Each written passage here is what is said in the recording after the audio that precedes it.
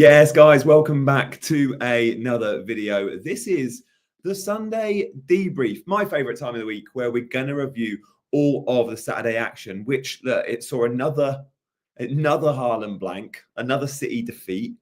It saw an Mbeumo blank. Asset and Mbeumo, he's still pretty highly owned, and he was at home. We expected perhaps a little bit more. João Pedro blanked, Bowen blanked, Saka blanked, he's injured. But we've got to start talking about players like GW17, maybe. Definitely like Alexander Isak, a hat-trick. Congrats if you own him. I've got a poll up. Did you own Isak? 64% of you are currently on Isak, which is a bit annoying, really. I didn't realize it's that highly owned. A bit annoying for me. So good morning to everyone in the chat. Christian's just become a channel member. Thank you, man. Really appreciate that. Hello to Webslinger as well. We're going to be answering questions, but we're going to be going through all the data first and foremost. When you've got questions on that specific game, that's when we'll hit you up on those questions. We'll go for 5 games all the way through. You might sound here, I'm a little bit croaky. It was a night out for me last night. Hello to everyone watching on catch up as well, probably before the Sunday action. Thank you so much, Maliki, for the super chat. It says, where are all my fellow Cunha captainers? Yeah, man. I don't know how many would have gone Cunha captain, Maliki, but there's a lot of Cunha owners out there, isn't there? If you own Cunha, you're probably thinking, please don't play, because you might have Morgan Rogers first sub. I've certainly got that. I think Cunha is going to play. And thank you, Maliki. He says, like and subscribe to the bet. That's very generous. I'm close to 25k. I'm proper close to 25k subs. I need 80 subs in today's show, 80 subscribers. 80 of you to hit that subscribe button means I get to 25k by Christmas. That'd be wicked. That would be wicked. If we get there in today's show, I'll give away 5 channel memberships. 25k in today's show. Can we do it? Can we do it? Maybe. Let's see. Oh, 10 points from 5 players for Freddie. Yeah, I mean, look, let me show you my bench. Just so it might help. I don't like making these shows about my team, anything but I'm just going to hit up my team because so many will ask. My bench, by the way, Sells 7, Rogers 14. Any news on Saka? Yes, we are going to get to that really, really early. Let me just give you a very quick screen grab from Sakagate because we know it's bad. Like you're leaving Selhurst Park on crutches. It's not good if you're on crutches. He's going to be out for a while, and this is when the fixtures come thick and fast. Saka's going to be a sell. It's rare. I remember seeing Bruno on crutches and then make it, but this looks bad. It's a hamstring. So yeah, I think it's going to be time to sell Bukayo Saka, who obviously blanked, came off after, 17 minutes yesterday. Not great news if you look at, but it gives us an opportunity. Odegaard's worth a look. Bruno's going to be popular. I think Jota's still definitely worth consideration if we think Jota will start. So look, let's go through. If you're used to these Sunday streams, you'll know what we do. We go through one by one, right? So let's do it. Let's start with some top line stats, and then we'll go straight to the big talking points. So without further ado, let's crack on. So do you know what I love to do? What was the biggest surprise result yesterday from the 5? It wasn't Villa beating City, was it? It wasn't Newcastle winning 4-0. West Ham, Brighton, many probably saw as a draw, and many expected Arsenal to beat Palace. I think the biggest surprise was Brentford. It could be a player blanking. It could be anything. Well, I think the biggest surprise was Brentford not scoring at home. Brentford always score at home. Brentford always score at home, which is why I benched Matt Sells and started Fabianski. But yeah, Brentford losing at home. Yeah, a lot of you are with me there. Okay. Good stuff. Right, guys, let's get to it. So this is from the Scout members area. The top XG achievers so far the game week. It's unsurprising. Like the overperformers are those that scored goals from low XG. Well, Isak scored 3 from a 1.53. That's still high XG, to be fair. Isak is getting the chances. Some will watch the game and go, he could have had more. No, probably should have had 1.5. He got 3. You're happy with that. GW17 getting the chances. 2 goals off 0.8. Interesting that Einer's still pops up there, 0.21. Einer is the top scoring defender in the game. He's on a lot of benches, and Rogers on a lot of benches as well. The underperformers, Oh, hello from Thailand. Yeah, let me know where in the world you guys are watching from. Dean's in Thailand. Pretty cool. Where in the world are you? The underperformers, those that probably should have scored that didn't. Mateta, Bowen, Gordon, Gabriel hit the bar. He got an assist, but he hit the bar. Chris Wood, Gvardiol missed a big chance as well. Like Gvardiol and Gabriel on this list. Like defenders shouldn't be on this list often, and Gvardiol and Gabriel do seem to clock it. Guys, you're watching from all over the world, but also in Letchworth and Surrey, same country as me in England. But Bangladesh and Sweden and Melbourne and another one in Bangladesh. There we go. Thanks, Tamim. India. Any update on Cunha? Cunha's very likely to start, guys. We think he's available. The ban is likely to come in at some point. They've been charged, but I expect we're still waiting for that ban. Oslo. There we go. Bolton, Nepal, Auckland. Hello to everyone. Hello from Australia. There we go. So look, in terms of shots, Phil Foden, ladies and gents, might be back. 6 shots. De Bruyne didn't play, so Foden took the De Bruyne role. By the way, when we look at the fixture ticker, it's very good for Man City. This is the attacking fixture ticker for the next 5 game weeks. For attack, you can filter that on Scout. City atop. I'm not saying go and buy Foden. I'm just saying it's interesting. Palace are second, by the way, for those looking at Sarah or Mateta. But Fulham, Liverpool, Arsenal, Chelsea, all really high. This is the attacking fixture ticker. We'll come back to that later, I think. So look, Isak, what's really important about Isak's 5 shots, you'll see in the light green versus the dark green. Light green means on target. Isak, 5 shots all on target. That's pretty damn rare. So what's good about shots on target? Clearly, if it's on target, it's more likely to go in. High chance of a goal. But also, the bonus point system has changed. Shots on target are rewarded.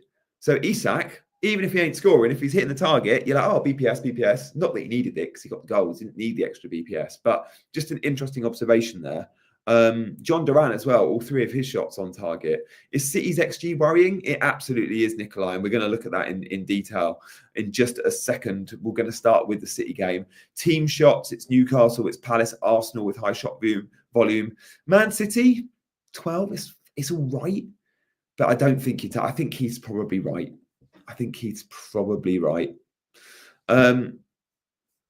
So look, we'll go from shot volume to the Man City game, shall we? So Aston Villa versus Man City, how did it go? Well, this was brutal. This is brutal. It's not pretty. It's not pretty at all. Dominance from Aston Villa from start to finish. And actually, you take away that Foden goal at the end, the big spike at the end, and you go, oh, City would have been under 1 XG without that Foden goal. So Villa Villa outplayed them in every department, says Taylor. Villa Champions League side didn't expect much from Man City. Do you think John Duran is taking over from Watkins? As things stand, John Duran's undroppable. He's scoring goals, Villa are winning games. I think we're going to see the next few, maybe a bit of rotation with Boxing Day, but John Duran seems to have played his way in. Ciao, buongiorno, Antonio. Thank you for watching. Pep getting sacked might be a stretch, but let's see.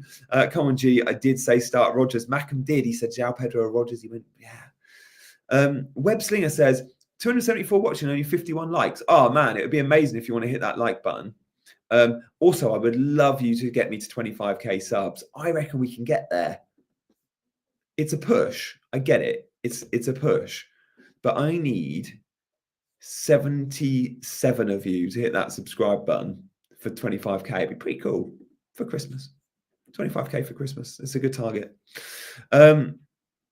Is this a Badjo jumper? Eagle-eyed. Antonio, you know it. You know it. Look, it's even got the ponytail. Look, and in the back. Badjo, yeah. It is a Badjo jumper. Right. Let's talk about Man City Villa before we move on, though, because we've seen the fixture ticker, and you look at this and go, Man City atop. Should I look at the City attack?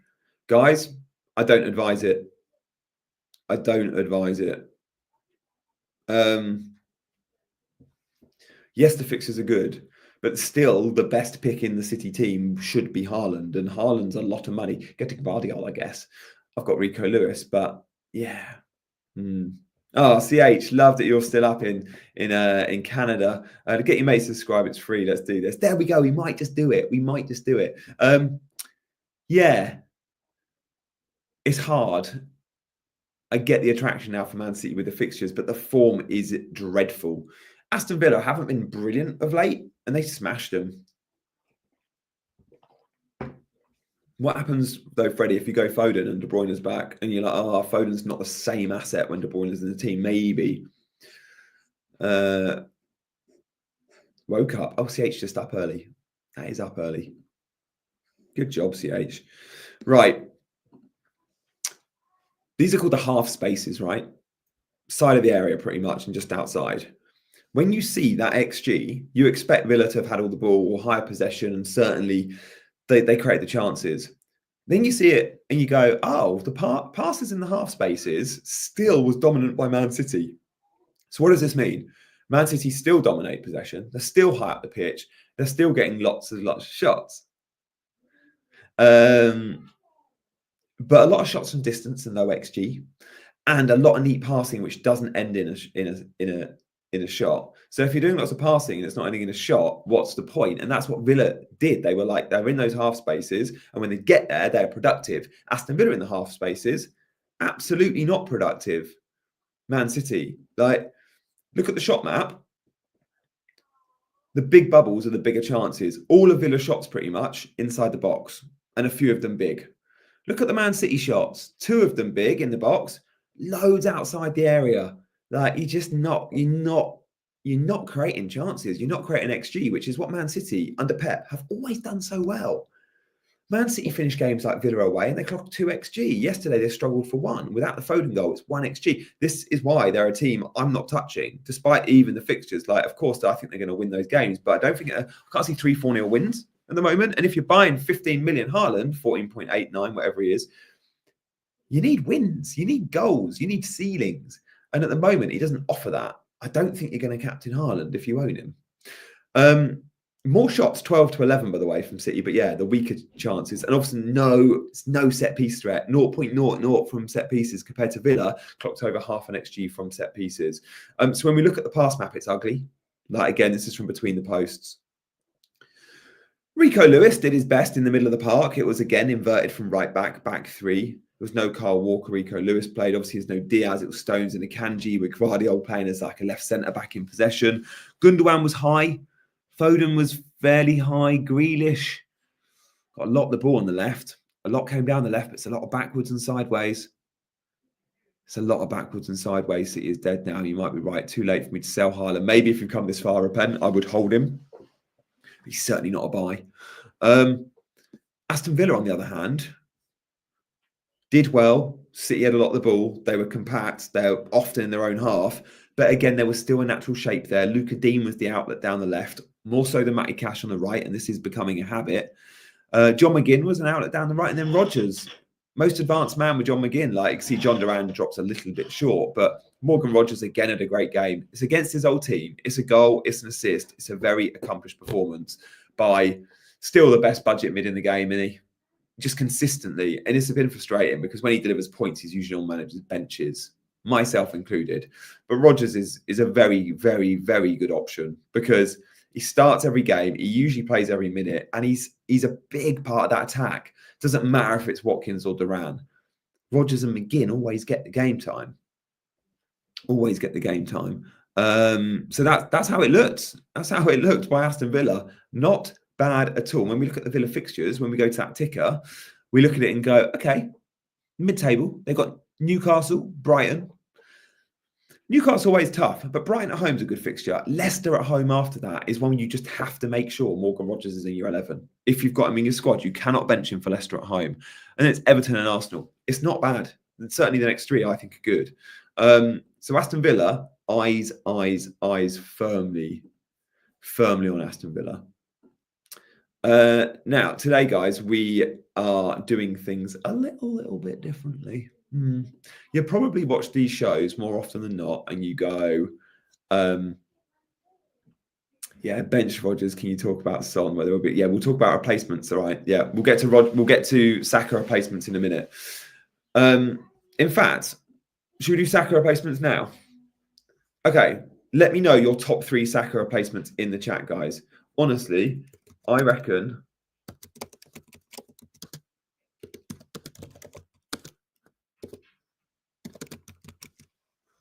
for me, my top 3 replacements that I'm considering, and there's loads. There's Son, there's Bruno.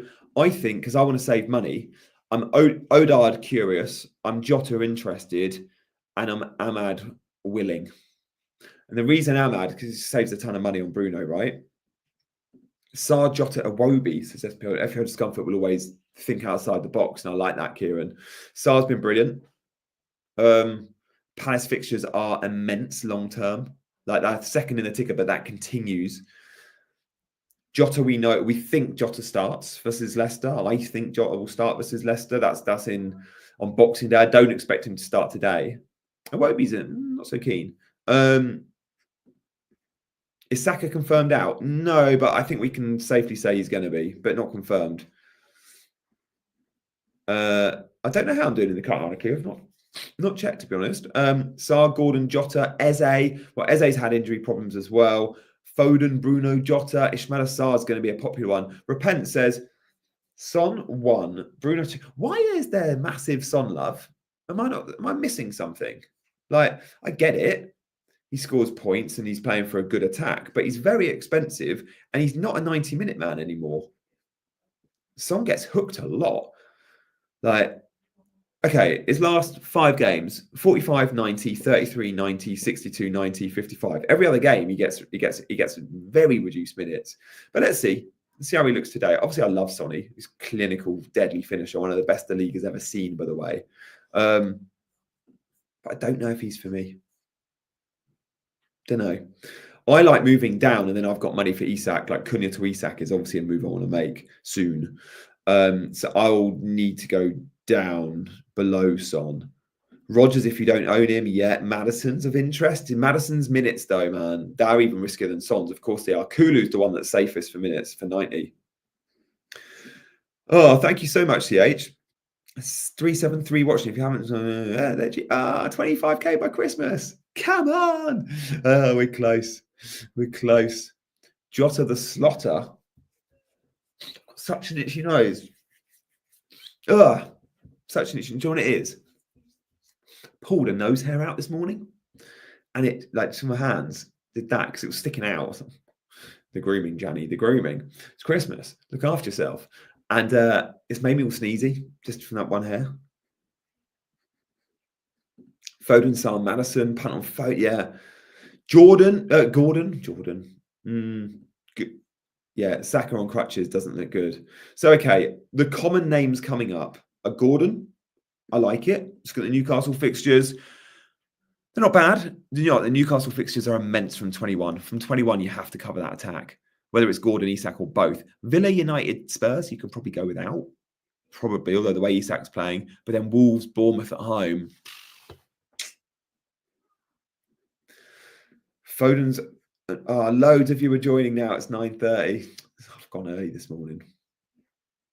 Bernardo, don't do it. Don't do it. Bowen, worth a look. Yeah, Italian nose hair. Yeah, you know you're getting older. I'm a Chelsea fan, Nixie. Right. Smith Rowe, maybe. Bruno's the safest bet, but I think if you're going to go Man United, you save 3.5 million and you go Ahmad. Mackham's in the chat. My move is Saka to Foden, then Pedro to Jesus. Don't hate it. Michael says, morning, Johnny. If you're still a wild card, you're a double Arsenal defence. Oh.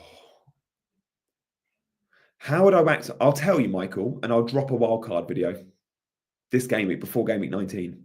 You've got to use it before game week 19, right? So it'll either be, maybe I'll drop a wild card video on Christmas Day. Maybe. Do you reckon you will watch a 10-minute video on Christmas Day? I don't know. Let me know in the chat if that was something you'd be up for. I can try and make that. Back to Mbermo, yeah, maybe. Right, okay, we've spoken replacements for Saka. We're going to have to replace him. He's going to be everyone's transfer out next week. I still like Jota the Slotter. I like Odegaard. They're probably my standout too. I like Ahmad. Right. We'll get to sleeper in a sec. First, I want to just announce I'm doing things a little bit differently this morning.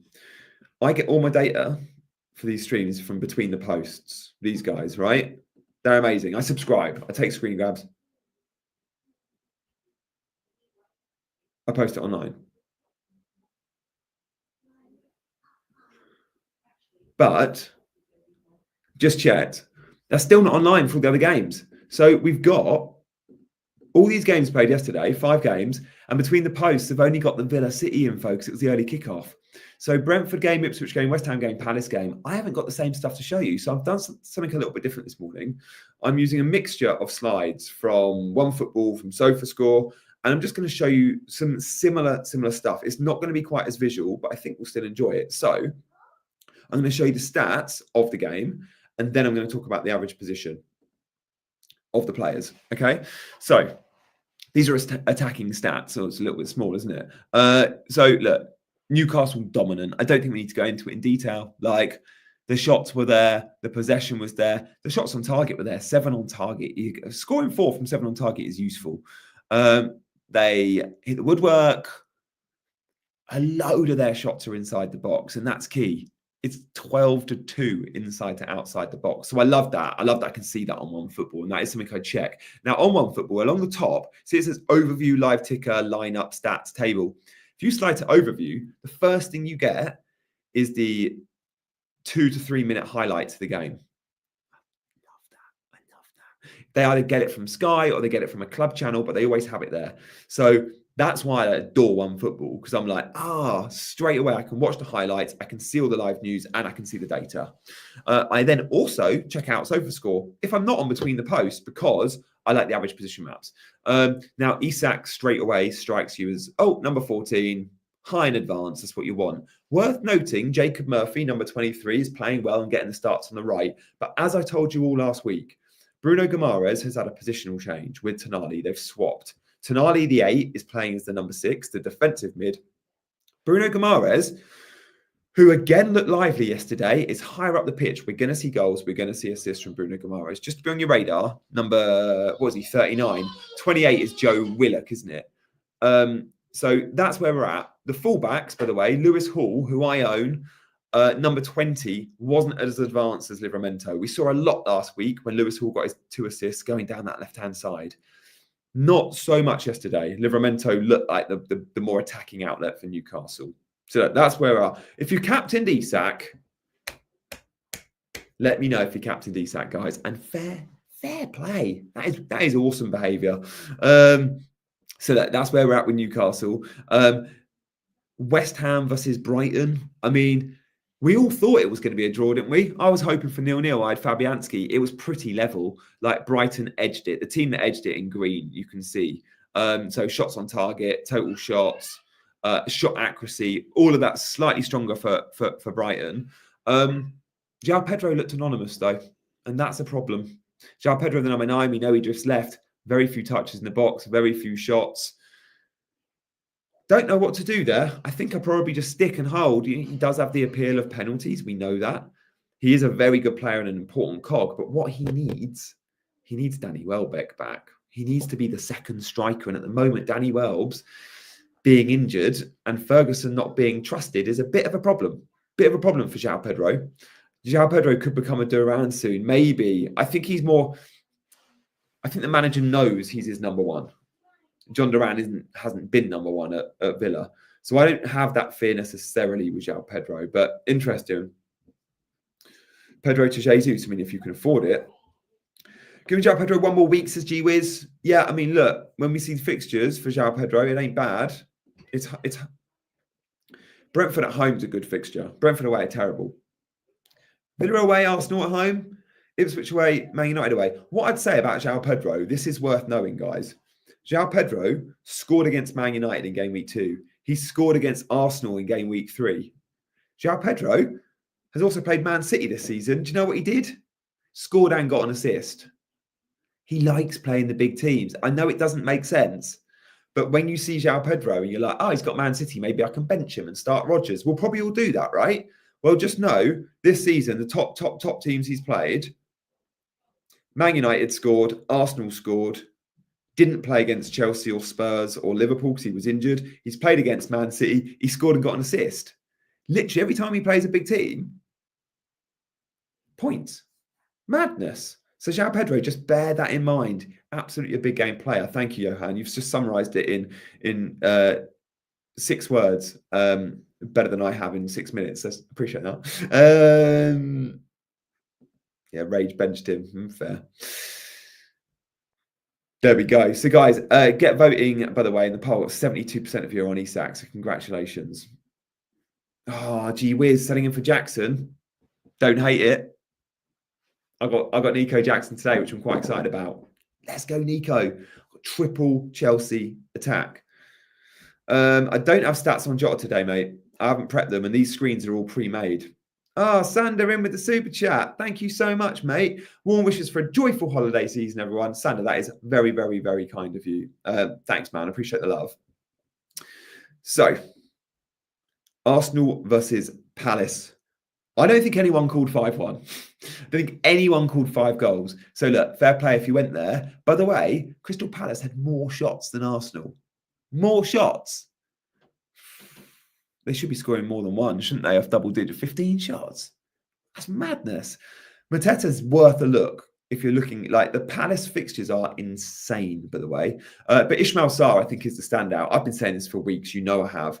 The positions have been good. He's now like firmly in that 11. And when we see the average position map, I'll show you. Let me show you Crystal Palace first, actually. Number 7 is Ismail Sarr. So he's effectively plays a front 3. It's like it's Mateta and then 1 either side. Like you got Eze or Kamada and Sarr. And Nketiah's struggling to get in the team.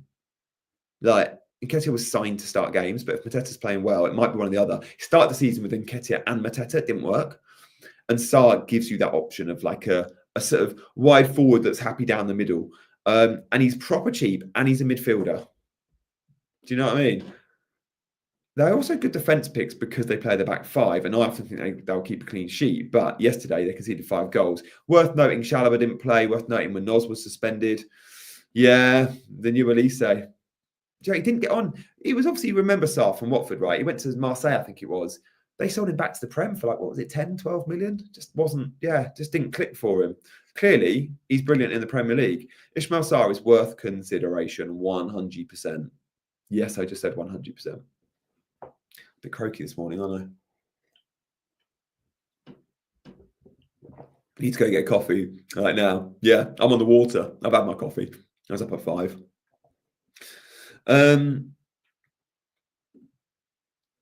Brentford, Forest.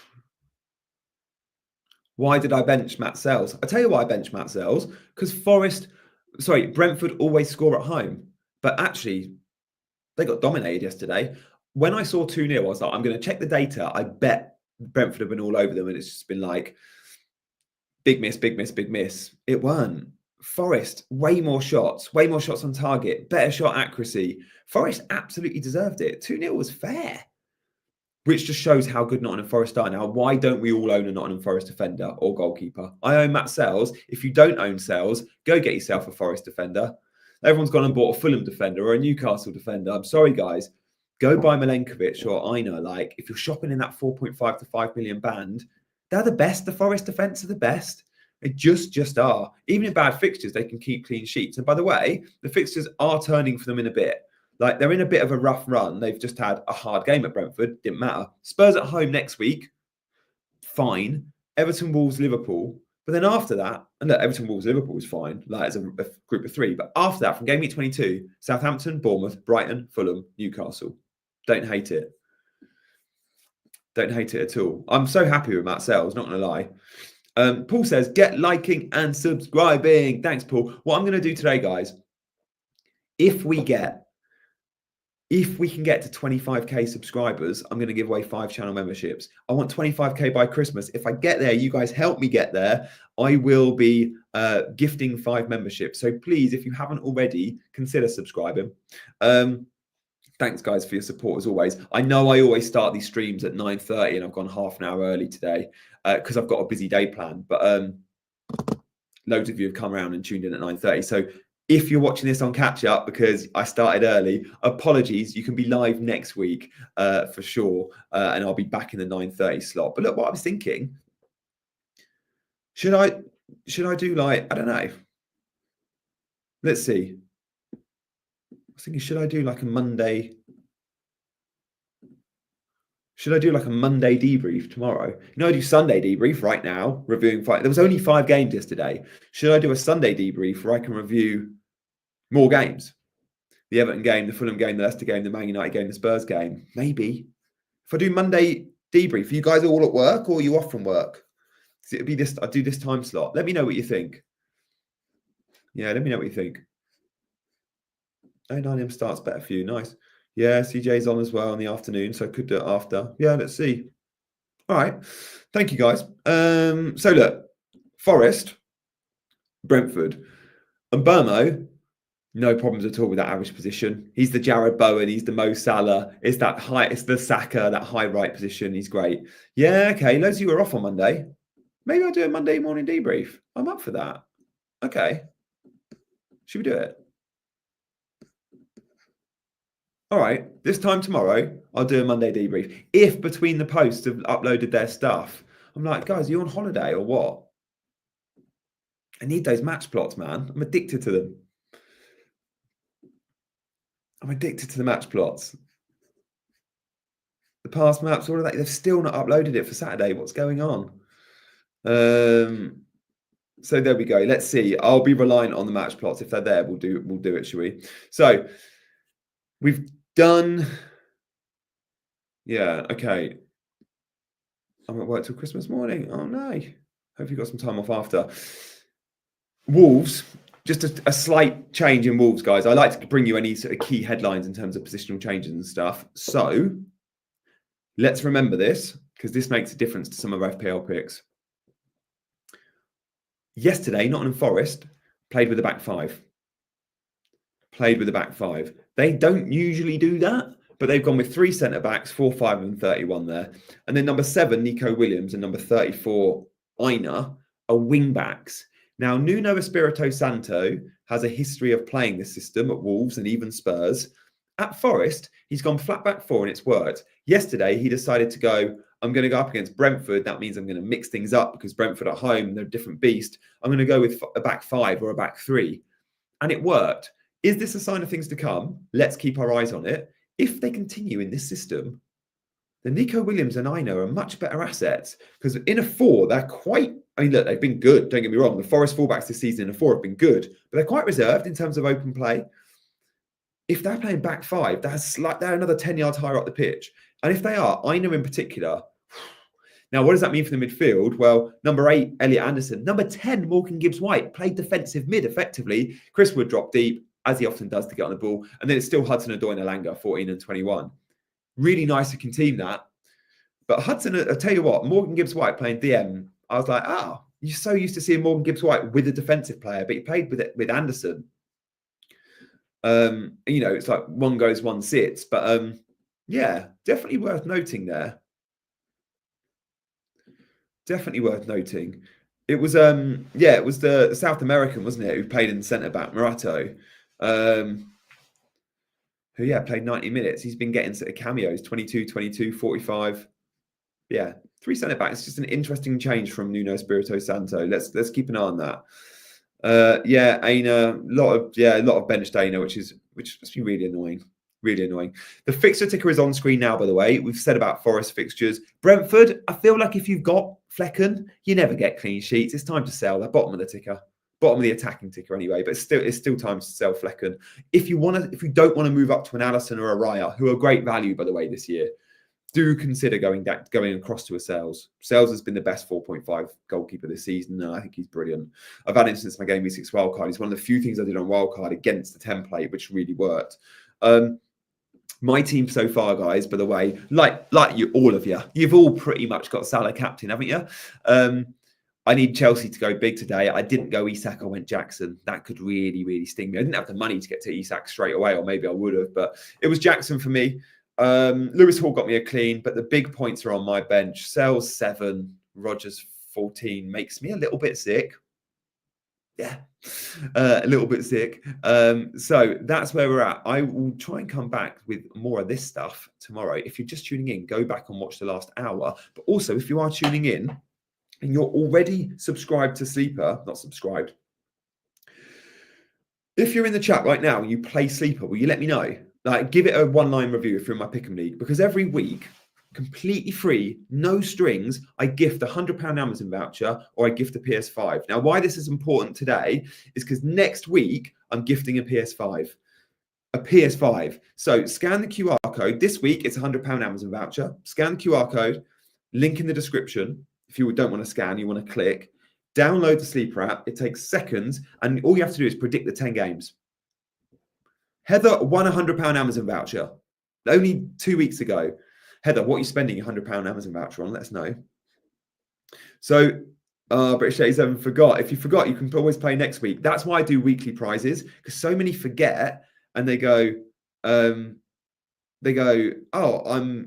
I'm doing it and I have missed a week, so I'm not going to win the month. So the big focus for me isn't the season long prize or the monthly prizes. That's why I give away a PS5 or 100 Amazon voucher every week. So if you forget 1 week, it doesn't matter. You just play for 1 week. So get on it, play for next week. Love Sleeper, actually won £100. 2 of you have won. Amazing. Tinker's playing. So yeah, great. Can't wait to win the PS5. Good luck. If you get 8 out of 10, I reckon you've got a good chance next week. 8 out of 10 for the PS5. For those coming in live on the Sleeper app, I'm going to load the chat so I can see, and we can, I always pop messages in there.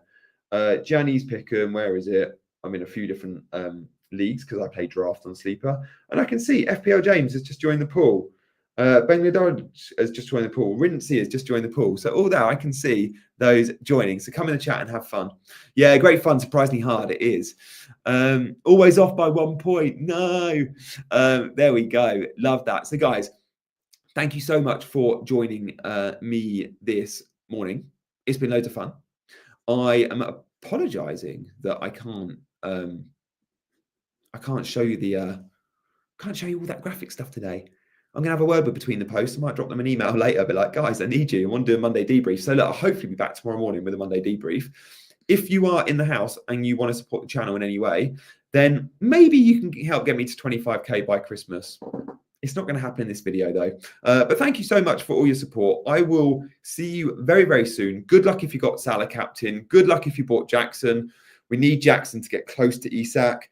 Good job if you're on an Enzo or an Ahmad. Let's see. Sunday is going to be an awesome day of football. Thanks to everyone watching live. But thank you to everyone on catch up. Thank you to our mods and our channel members. And I'll see you way before Christmas. Got a couple of shows planned, including, I reckon we do a wildcard draft on Christmas Day. Guys, take care. Have a good Sunday. Merry Christmas. But I'll see you all before that as well. Take care, guys. Bye-bye.